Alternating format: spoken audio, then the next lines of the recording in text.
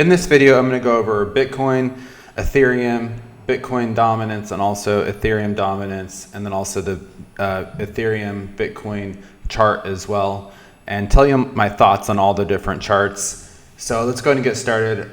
Right now, we're going to take a zoom out look on Bitcoin. This is the monthly chart, and what I want to look at is where I put these red lines, and this is basically the bottom of the market when it happened in last cycles. And last bear market bottomed out November 1st, 2022. And then we have COVID-19, which was in March 2020, but the real bottom for that market was December 2018. The one before that was January 2015, and then the one before that was November 2011. And what I noticed was in the bottoming year, most of the time the bottoms were November, December, or maybe January.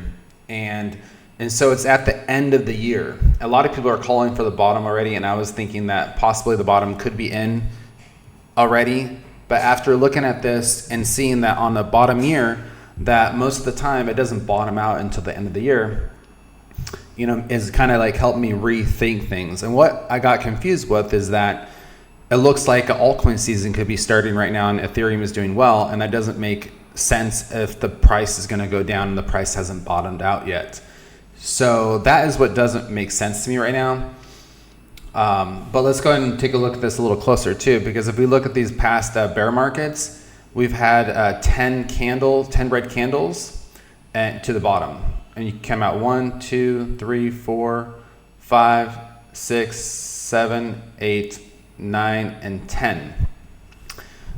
And then this next bear market, 1, 2, 3, 4, 5, 6, 7, 8, 9, 10, right here. And so on and so on. Same with this one. 1, 2, 3, 4, 5, 6, 7, 8, 9, and 10. And so far, we are on 1, 2, 3, 4, 5, 6, 7 red candles so far. So we need at least 3 more red candles, which would put us at the end of the year. So I guess I just wanted to get that off my chest. So if it does repeat what's happened in the past, which is not guaranteed by any means, and I do not know, I'm not a financial advisor, this is not financial advice, but if it does the same thing, then we have 3 more red monthly candles. Moving on. Another thing that points that the price could go down lower for Bitcoin is these moving averages. You can see in the past bear markets, it went down to this bottom gray moving average, right? You know, you can see right here. And then currently we are definitely not at those moving averages. Those moving averages are currently hovering around 33,000 and they're moving down. So in November, it would be around 30,000. So my personal target for Bitcoin in November, end of the year, is $30,000. I'm sorry if you don't want to hear that, but it's what the charts are telling me. And again, I could be completely wrong. It's just based off what's happened in the past. And that's all I have to go by. But at the same time, we look at Ethereum and we can see that Ethereum is looking bullish compared to Bitcoin. We can see that it has, crossed. If we made this red line and this white line has crossed, and if we go back to the last time it's happened, is right when Ethereum really started taking off against Bitcoin. And so even though the price looked like it's going to go down, but compared to Ethereum, I guess Ethereum might not go down as much as Bitcoin, which would be very interesting because altcoins are known to go down more than Bitcoin when it starts to go down. So we'll have to see how that plays out. And currently right now, we can see that with this moving average, it looks like it's breaking out to the top side. And to get an even closer look right here, you can see it's actually finding support on this moving average a little bit. Where it hasn't done that, you look back here, it got rejected. And then back here, it's gotten rejected by this moving average. So this is literally the first time where it is broken through and tested it, and now it's trying to find support. So I'll have to watch this I'm watching this very, very closely to see if it holds support or if it actually gets rejected. Moving over to Ethereum dominance, we can see when these two lines cross, the red and the white one, for Ethereum dominance, the dominance started really going a lot higher, and we did have that cross. And again, just like with Bitcoin dominance, it's or with the Ethereum Bitcoin chart, we can see that Ethereum has been breaking out. Same with Ethereum dominance. Let's take a closer look. Same kind of thing. It looks the same way. It's gotten rejected in the past, and right now it's looking to find support with it.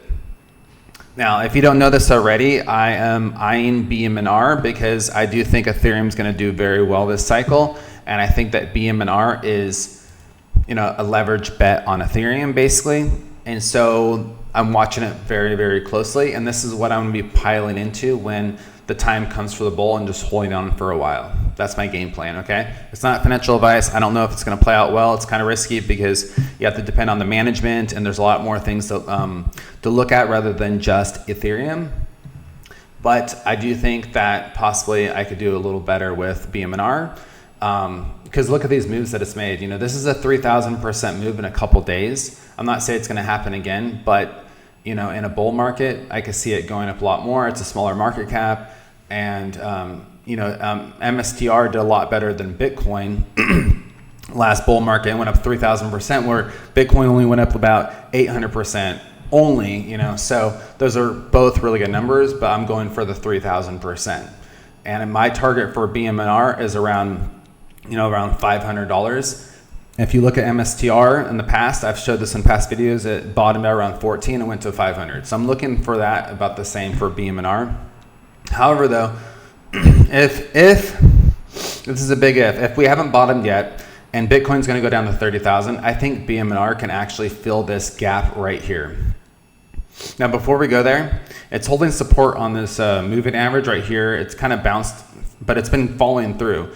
And a lot of times, it's gone down to this past moving average, and you can see how in the past it's actually dropped a lot further down than these moving averages. So it's not out of the ordinary for it to go past these moving averages.